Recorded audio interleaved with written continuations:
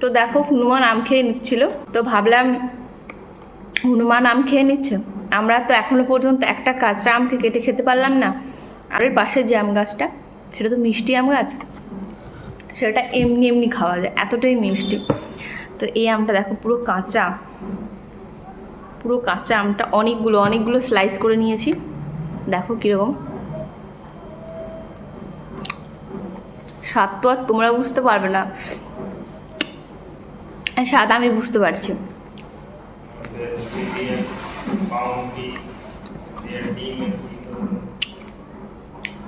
আচ্ছা দিচ্ছি দাও।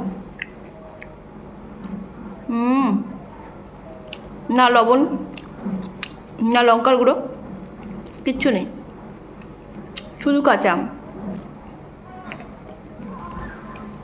লোভ দিও না, পেট খারাপ করবে।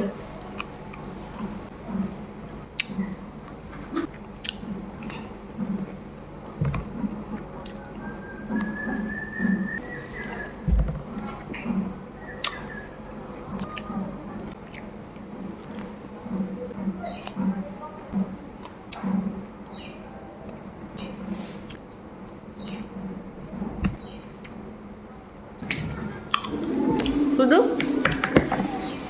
আটটি পড়ে আছে।